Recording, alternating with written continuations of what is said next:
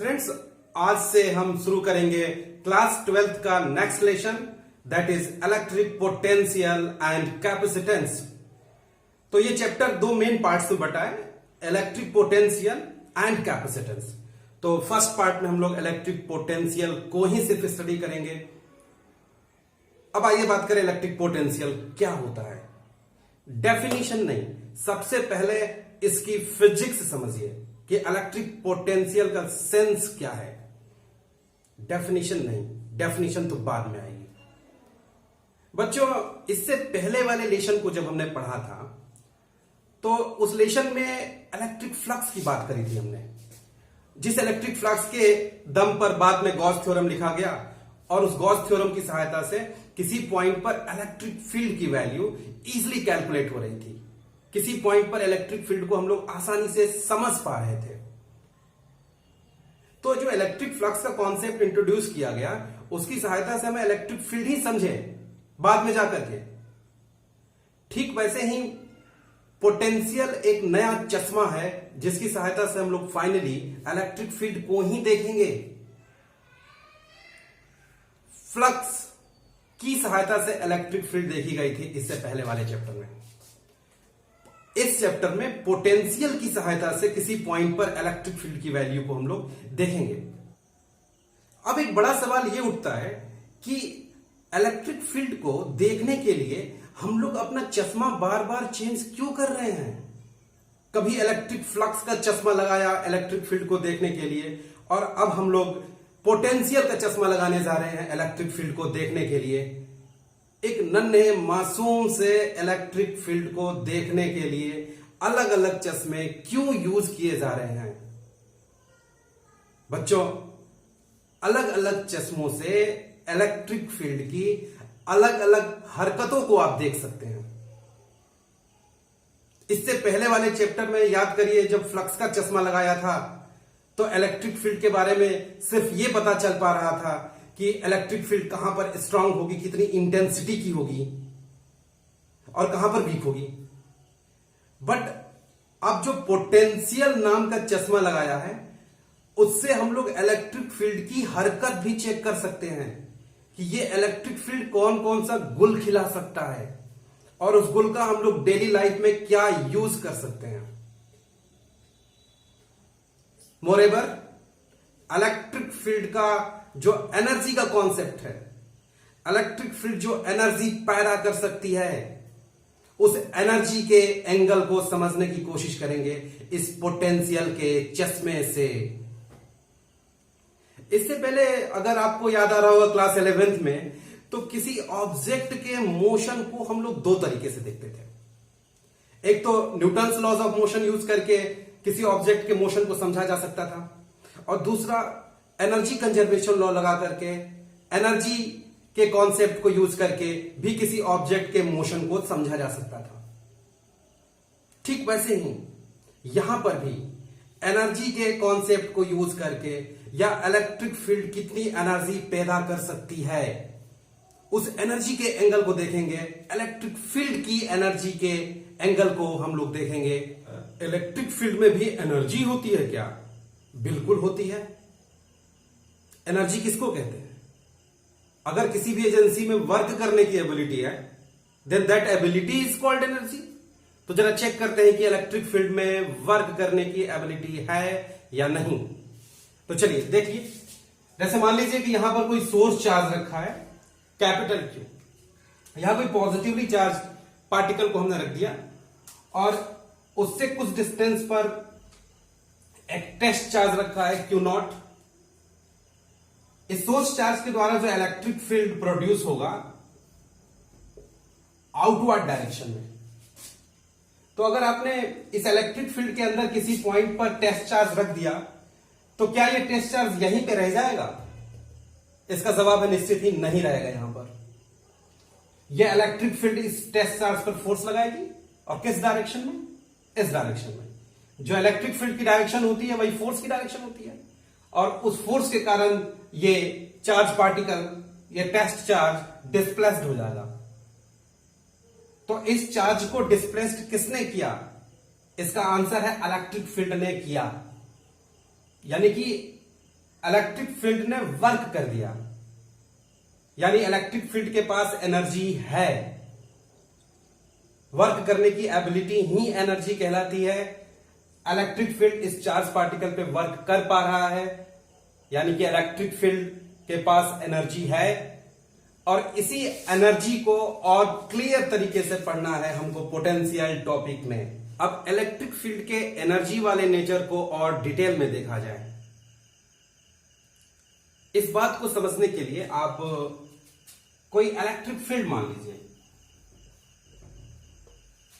मेरे कहने से मान लीजिए इलेक्ट्रिक फील्ड, और इस इलेक्ट्रिक फील्ड में दो पॉइंट कंसीडर कर लीजिए, पॉइंट ए और पॉइंट बी मान लीजिए। बी से ए पर अगर हम किसी पॉजिटिव चार्ज को लाना चाहें तो क्या हमें वर्क करना पड़ेगा कि नहीं? बी से ए पर लाना है पॉजिटिव चार्ज को, क्या वर्क करना पड़ेगा कि नहीं? तो जाहिर सी बात है वर्क करना पड़ेगा, हमें वर्क करना पड़ेगा। हमें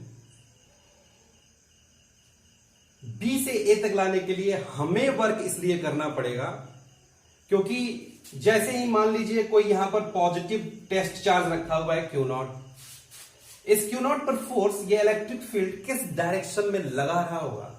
इसका जवाब है इस डायरेक्शन में फोर्स लगा रहा होगा। हमेशा इलेक्ट्रिक फील्ड किसी पॉजिटिव चार्ज पर फोर्स इलेक्ट्रिक फील्ड की डायरेक्शन में लगा होता है। तो इसी फोर्स को ओवरकम करने के लिए हमको फोर्स लगाना पड़ेगा इस डायरेक्शन में, तब ये आएगी। ऑलरेडी फोर्स लग रहा है इस डायरेक्शन में, और इस ऑलरेडी लगे हुए फोर्स को काउंटर करने के लिए आपको फोर्स लगाना पड़ेगा, तब जाकर के ये बी से ए तक आएगी। तो आप इसका मतलब है कि फोर्स लगा करके इसे ला रहे हो, और फोर्स लगा करके ला रहे हो, that means you did work. अब आप ये मान लीजिए कि क्यू नॉट चार्ज को बी से ए तक लाने में जो वर्क करना पड़ा वो वर्क W जूल का। तो अगर उस वर्क को हम जितने का चार्ज ला रहे थे, अभी हम क्यू नॉट का चार्ज ला रहे थे बी से ए पर, उस चार्ज से अगर डिवाइड कर दें तो जो फिजिकल क्वांटिटी हमें मिलती है वो फिजिकल क्वांटिटी पॉइंट ए पर पोटेंशियल माइनस पॉइंट बी पर पोटेंशियल, यानी कि ए और बी के बीच में पोटेंशियल का डिफरेंस मालूम हो जाता है। या सरल शब्दों में इसी बात को कहें तो यूनिट चार्ज को बी से ए तक लाने में आप जो वर्क करते हो वही वर्क ए और बी के बीच का पोटेंशियल डिफरेंस कहलाता है। अब चलिए इसका फिजिकल सिग्निफिकेंस समझने की कोशिश करते हैं कि ए और बी के बीच में पोटेंशियल डिफरेंस की मीनिंग क्या होती है। तो इसकी मीनिंग अगर समझनी है तो आपको पोटेंशियल एनर्जी की डेफिनेशन पर जाना पड़ेगा। याद करिए जो क्यू नॉट चार्ज पर फोर्स लग रहा था वो इलेक्ट्रिक फोर्स है, और इलेक्ट्रिक फोर्स नेचर में कंजर्वेटिव है, और जब भी हम लोग कंजर्वेटिव फोर्स के अगेंस्ट वर्क करते हैं तो ऐसा वर्क किसी ऑब्जेक्ट की पोटेंशियल एनर्जी को इंक्रीज कर देता है। तो यहां भी इस चार्ज को हम लोग इलेक्ट्रिक फोर्स के अगेंस्ट चूंकि मूव करा रहे हैं, यानी कि कंजर्वेटिव फोर्स के अगेंस्ट वर्क कर रहे हैं, और कंजर्वेटिव फोर्स के अगेंस्ट किया गया वर्क ऑब्जेक्ट की पोटेंशियल एनर्जी इंक्रीज करता है। मतलब यह हुआ कि ए और बी के बीच में पोटेंशियल डिफरेंस बी से ए तक यूनिट पॉजिटिव चार्ज को मूव कराने में जो वर्क किया जाता है उसी वर्क के बराबर उस यूनिट पॉजिटिव चार्ज की एनर्जी इंक्रीज हो जाती होगी, and that increment in potential energy of unit charge from B to A is called potential difference between A and B. सरल शब्दों में यूनिट पॉजिटिव चार्ज की ए पर पोटेंशियल एनर्जी ज्यादा होगी और बी पर पोटेंशियल एनर्जी कम होगी। पोटेंशियल एनर्जी का जो डिफरेंस है यूनिट पॉजिटिव चार्ज के लिए, that difference is called potential difference between the A and B. जो अभी तक हम लोगों ने देखा कि दो पॉइंट्स के बीच में पोटेंशियल का difference VA minus VB unit charge को B से A तक लाने में किए गए वर्क के बराबर होता है। यूनिट पॉजिटिव चार्ज को B से A तक ला रहे हैं, जितना हम लोगों को वर्क करना पड़ेगा, that work is called potential difference between A and B। अब अगर किसी एक पर्टिकुलर पॉइंट पर ही पोटेंशियल डिफाइन करना हो, अभी तक तो हम लोग दो पॉइंट्स के बीच में पोटेंशियल का डिफरेंस डिफाइन कर रहे थे। अगर किसी एक पर्टिकुलर पॉइंट पर पोटेंशियल की वैल्यू डिफाइन करनी हो तो भी हम लोग दो पॉइंट का सहारा लेंगे, क्योंकि फिजिक्स में पोटेंशियल डिफरेंस की मीनिंग होती है, किसी पर्टिकुलर पॉइंट पर पोटेंशियल की कोई मीनिंग नहीं होती। फोर्सफुली किसी पॉइंट पर पोटेंशियल की मीनिंग बनाई जाती है, उसके पीछे रीजन है, और रीजन ये है कि किसी ऑब्जेक्ट की एनर्जी कितनी होती है ये वेल डिफाइंड नहीं है, बट दो पॉइंट्स के बीच में एनर्जी लेवल का डिफरेंस क्या होगा ये डिफाइंड है। तो इसीलिए हम लोग किसी पर्टिकुलर पॉइंट पर पोटेंशियल निकालने के लिए जो दूसरा वाला पॉइंट है उसको हम लोग इनफाइनाइट पर मान लेते हैं, बहुत अधिक दूर मान लेते हैं इनफाइनाइट पर, पहली चीज। और दूसरी चीज कि इनफाइनाइट पर पोटेंशियल की वैल्यू जीरो एज्यूम कर लेते हैं। ये एज्यूम करेंगे हम लोग कि इनफाइनाइट पर पोटेंशियल जीरो है, और अब यूनिट पॉजिटिव चार्ज को इनफाइनाइट से ए तक लाइए। जो वर्क करना पड़ेगा वो वर्क पॉइंट ए पर इलेक्ट्रिक पोटेंशियल कहलाएगा, क्योंकि बी पर देखो हम लोगों ने पोटेंशियल को जीरो मान लिया है। तो VA इज इक्वल टू मिल जाएगा आपको WBA बाई Q नॉट, जहां WBA का मतलब होता है B से A तक यूनिट चार्ज को लाने में किया गया वर्क डिवाइडेड बाय आप जितने का चार्ज ला रहे हो। तो आपको पोटेंशियल एग्जैक्टली पॉइंट A पर मालूम हो जाएगा। एक सबसे इंपॉर्टेंट पॉइंट मैं यहां कहना चाहूंगा कि जब भी आप यूनिट पॉजिटिव चार्ज को ट्रेवल करा रहे हो B से A के बीच में, तो आप बिना किसी एक्सेलरेशन के ट्रेवल कराना।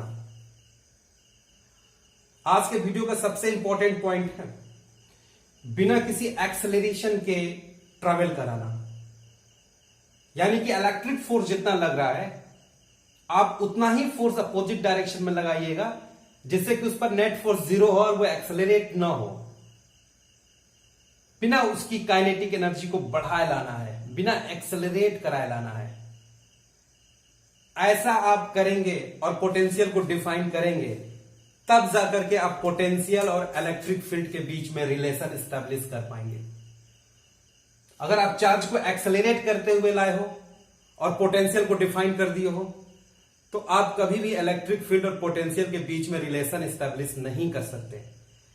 और पोटेंशियल पढ़ने का मकसद ही यही है कि पोटेंशियल और इलेक्ट्रिक फील्ड के बीच में रिलेशन को हम लोग एस्टेब्लिश कर पाए, इलेक्ट्रिक फील्ड खूबसूरती से पढ़ पाए पोटेंशियल के कारण। मेरे अगले वीडियो में इस बात का खुलासा होगा कि क्यों ऐसा करने की वजह से ही हम लोग पोटेंशियल और इलेक्ट्रिक फील्ड के बीच में रिलेशन एस्टेब्लिश कर पाएंगे।